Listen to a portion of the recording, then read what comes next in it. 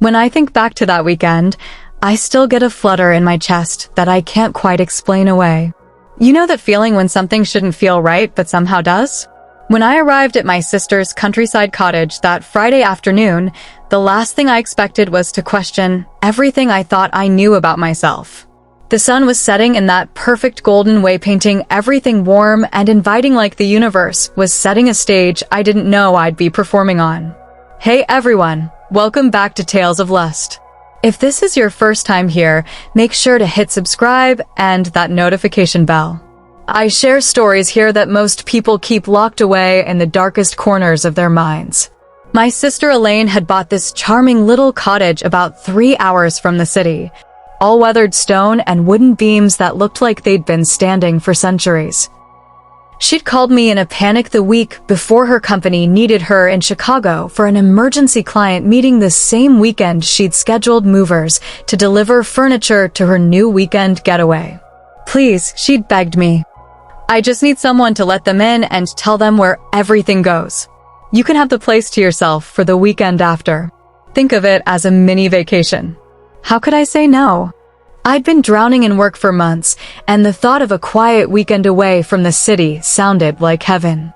What I didn't anticipate was the text I received halfway through my drive there. Movers canceled last minute. But don't worry. My neighbor David said he'd help instead. He's really great, super reliable. I've left his number in case you need anything before you arrive. I remember sighing, annoyed that my peaceful weekend would now include making awkward small talk with some stranger. I pictured some retired old man with too much time on his hands. That image shattered the moment I pulled into the gravel driveway. He was leaning against the porch railing, tall with broad shoulders, wearing a faded blue t-shirt and jeans that had clearly seen years of wear. Not the retired neighbor I'd imagined at all. He looked about my age, maybe a few years older, mid-30s, with dark hair that curled slightly at his temples and the kind of smile that makes you immediately search your memory to see if you've met before. You must be Elaine's sister, he called out as I stepped from the car, stretching after the long drive. I'm David. I live just over that hill. He pointed to a distant rooftop barely visible through the trees. His voice was deeper than I expected, with a slight raspiness that caught me off guard. Sarah, I replied, suddenly aware of how travel-worn I must look. Thanks for offering to help. I wasn't expecting the movers to bail. Small-town perk, he shrugged. We look out for each other. And honestly, your sister's been bringing me fresh sourdough since she started visiting the property. I owe her. That first interaction was polite, a bit awkward. Just two strangers preparing to move furniture together. I never could have guessed how those next 72 hours would unfold. As the afternoon stretched on, we fell into an easy rhythm sorting through boxes of items Elaine had shipped ahead. David knew exactly where the main water valve was when I couldn't figure out why the sink wasn't working. He had a toolbox in his truck that saved us when we discovered one of the bookshelves had arrived with missing screws.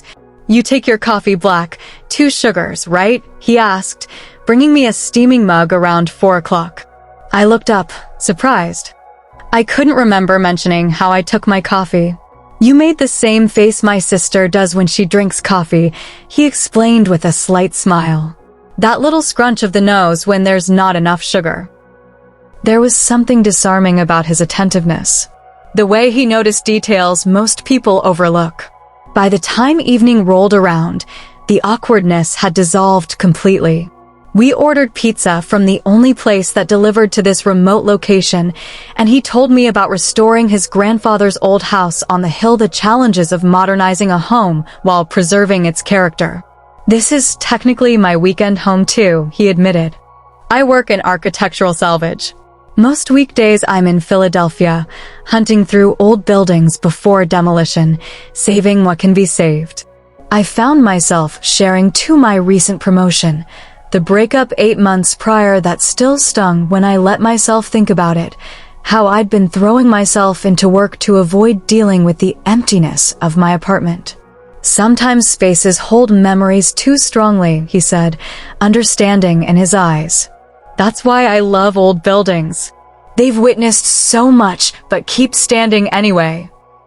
We sat on the porch that first night, watching fireflies emerge as darkness settled around us.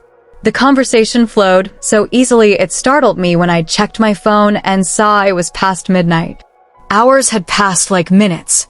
I should probably head home, he said, standing reluctantly. I'll come back tomorrow to help with the bedroom furniture if that works for you. I agreed too quickly, then spent 15 minutes after he left wondering why I felt so disappointed to see him go.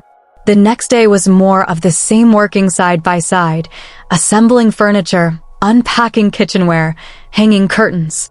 We developed inside jokes about my sister's questionable taste in artwork.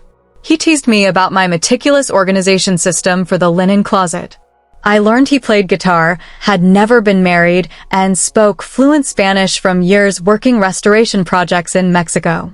Something was happening that I didn't want to acknowledge. Something in the way my skin seemed more alive when he was nearby. I found myself manufacturing reasons to be in the same room, asking his opinion on shelf placement I didn't actually need help with, offering water breaks when neither of us was particularly thirsty. I caught him looking at me once while I was arranging books on a shelf, standing on tiptoes to reach the highest level. Our eyes met in the reflection of the window, and neither of us looked away immediately. Something electric passed between us in that suspended moment, something I had no business feeling for my sister's neighbor. You missed one, he said finally, reaching past me to slide a book into place, his arm brushing mine. I felt my breath catch, hyper-aware of how close he stood, how he smelled faintly of cedar and something citrusy I couldn't place. That afternoon, everything shifted subtly.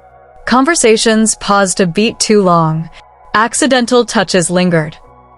I began noticing details I had no right to be cataloging: the exact shape of his hands, the slight crinkles at the corners of his eyes when he smiled, how his voice dropped lower when we stood close together. Why did you really volunteer to help this weekend? I asked as we took a break on the back porch. The question surprised both of us. He considered me for a moment before answering. Your sister mentioned you were coming. Said you needed a weekend away from real life. He paused, choosing his words carefully. I was curious about the woman who sends handwritten birthday cards in the age of text messages. My cheeks warmed. She showed you those? She's proud of having a sister who remembers the little things, he said with a shrug, but his eyes held mine a moment longer than necessary. It's rare these days. I kept reminding myself I was leaving in less than 24 hours. That he was my sister's neighbor. That whatever I thought I was feeling was just the result of working closely with someone in an isolated setting. But the awareness between us kept building, impossible to ignore. As evening approached on that second day, the weather changed dramatically. The clear summer sky darkened with approaching storm clouds. We were moving the last piece of heavy oak dresser into the master bedroom when the first drops hit the windows. We should get the porch furniture inside, I said, and we raced outside just as the sky opened. Thunder rumbled overhead as we wrestled with the heavy outdoor couch. Rain soaked through my thin t-shirt in seconds, plastering my hair to my face. By the time we'd secured everything and stumbled back inside, we were both drenched and laughing. I couldn't remember the last time I'd laughed like that, free and unguarded, no pretense. You look like a drowned cat, he teased, reaching out to brush a strand of wet hair from my cheek. His hand paused there, hovering near my face, and for one wild second, I thought he might. The lights went out with a decisive click, plunging us into gray dimness. Power outage, he said, his voice different in the darkness. Happens a lot out here during storms. Do you know where Elaine keeps candles?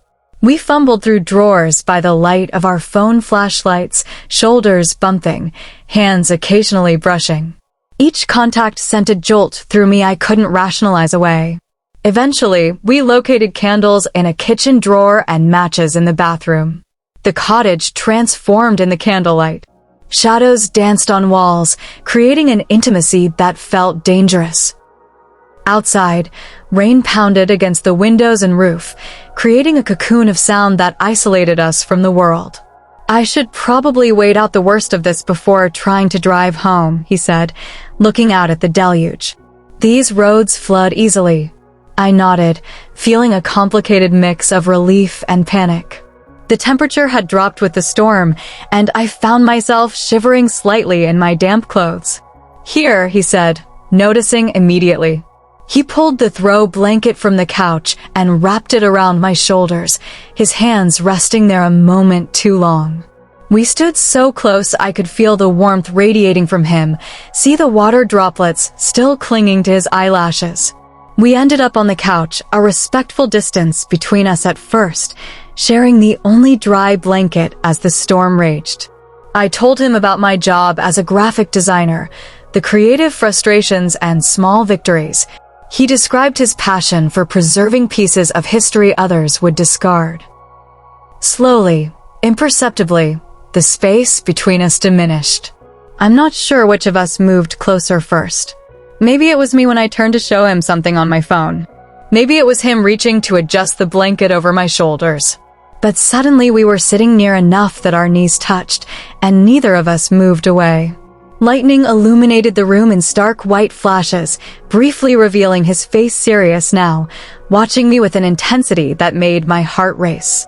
In one of those brief, illuminated moments, he spoke words that changed everything. I've been thinking about you since you arrived. The confession hung in the air between us, impossible to take back. I should have changed the subject, made a joke, created distance. Instead, I heard myself ask, "What have you been thinking?" His answer was honest in a way that made my chest ache. That you're nothing like I expected. That I like how your mind works. That I'm counting hours until you leave, and I shouldn't be. The right response was to remind him of all the reasons this was a terrible idea. Instead, I sat in silence as the thunder rolled overhead, feeling something inevitable building between us. When morning came, I deliberately woke early, before the sun had fully risen. I made coffee and busied myself organizing the kitchen, trying to outrun my thoughts. What had almost happened last night? What was I doing? Every value I held suddenly felt like it was built on quicksand. David arrived around 9 with fresh bagels from the local bakery. "Thought you might be hungry," he said, standing in the doorway uncertainly. The daylight had restored some normalcy, but the tension remained, humming beneath the surface. "You've been quiet today," he observed after an hour of working in different rooms. He stood in the doorway of the room I was cleaning. Did I do something wrong? No, I lied, avoiding his eyes. Just tired. Storms keep me up. But the truth was I couldn't trust myself around him anymore. Every interaction felt charged with possibility, and it terrified me how easily I could justify crossing lines I'd always thought were fixed and unmovable. My phone chimed with a text from Elaine. "How's everything going? Is the place looking good?" Guilt crashed over me in waves. What was I doing? This was my sister's sanctuary, her neighbor she'd have to see regularly. I was leaving tomorrow. Nothing good could come from whatever was building between David and me. I made an excuse about needing fresh air and walked outside despite the lingering drizzle. The path behind the cottage led into woods still dripping from the night storm. I walked until I couldn't see the house anymore, trying to clear my head. I thought about my last relationship, how it had ended because Adam couldn't stay faithful. The pain of that betrayal was still raw enough that I could recall it perfectly. Was I really considering becoming the very thing that had broken me? And for what, a weekend connection that couldn't go anywhere? When I returned to the cottage, the afternoon sun had broken through the clouds. David was on the porch, reading a book he'd found on one of the shelves.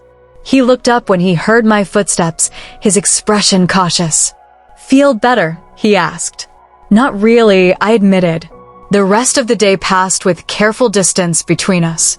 We finished the last of the organizing, assembled the patio swing, hung pictures on walls. Conversations stuck to safe topics: favorite movies, travel stories, childhood memories. But beneath each word ran an undercurrent we both felt but didn't acknowledge. That evening, my final night at the cottage, we sat on the newly assembled porch swing, watching the sunset paint the sky in orange and pink. The storm had cleared the air, leaving everything smelling fresh and new. For several minutes, we sat in silence, the gentle creaking of the swing the only sound between us. "Can we talk about what's happening here?" he finally asked, his voice quiet but determined. I pretended not to understand. "What do you mean?" "This thing between us." His eyes met mine directly. "I see the way you look at me when you think I don't notice." My heart hammered against my ribs. "I don't know what you're talking about." "Yes, you do." His certainty was unnerving. "I've been fighting it too." The confession broke something open between us. Words began spilling out how neither of us had expected this, how inconvenient the timing was, how impossible the situation. "I think about you more than I should," he admitted, voice low. "I know this is complicated. You're Elaine's sister. You live hours away. I've known you less than 3 days. None of it makes sense."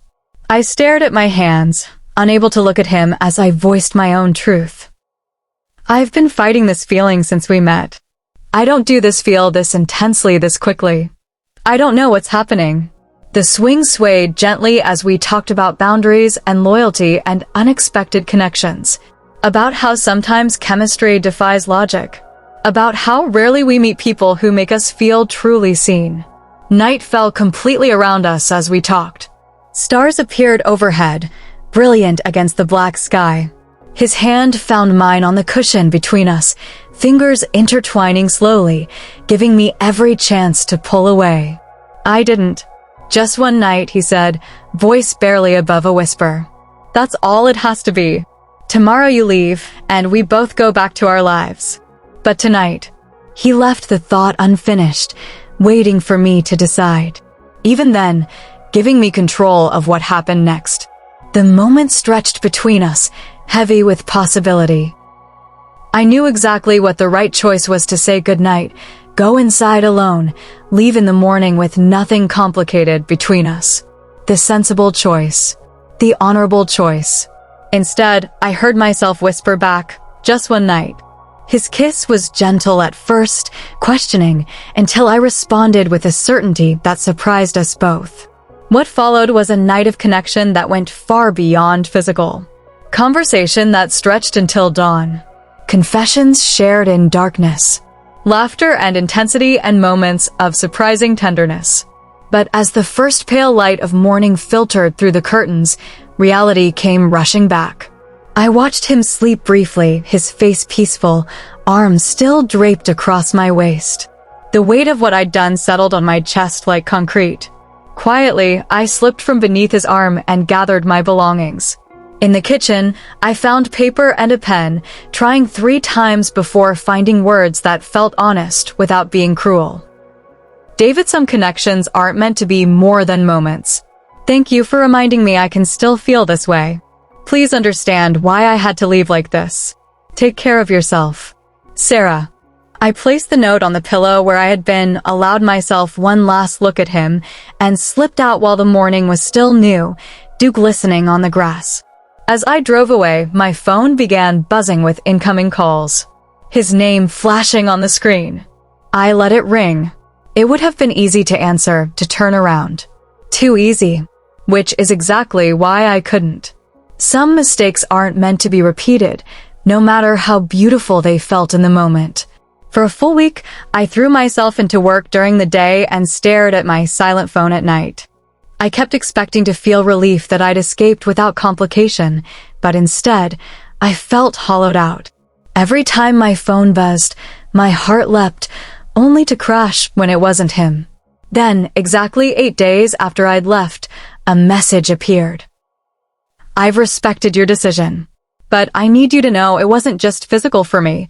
My fingers hovered over the screen, heart racing. Before I could decide how to respond, another message appeared. "You weren't alone in feeling what you felt." I typed and deleted multiple responses. "I think about you too." Delete. "I made the right choice." Delete. "I wish things were different." Delete. Finally, I settled on, "Some connections are beautiful because they're brief." I watched the dots appear as he typed, then disappear. Appear again, then stop. No further message came through. Perhaps there was nothing left to say. 3 months have passed since that weekend. I still think about it sometimes, about him, wondering, what if? What if I'd stayed? What if I'd answered his calls? What if we tried to see if what we felt could survive beyond that isolated cottage weekend? Elaine mentioned him casually last week on the phone. Said he'd moved to Denver for a big restoration project. Said it was unexpected how quickly he'd gone. She had no idea what had happened between us, the forces she'd unknowingly set in motion. I don't regret what happened. I regret that it couldn't be more. That timing and circumstances and my own fear of being vulnerable again closed that door before we could fully open it. Was I wrong for feeling what I felt? Or was I wrong for walking away? Sometimes I think both things can be true at once. That we can make the right decision and still feel its loss acutely. Sometimes the most honest moments happen in the spaces we never planned to create. He said just one night, and that's all it was. But in my heart and mind, it never truly ended. If you've ever found yourself caught between desire and what feels right, share your thoughts in the comments below. For more stories exploring the complicated reality of human connection, subscribe to Tales of Lust and join our community of storytellers. Your story could be next.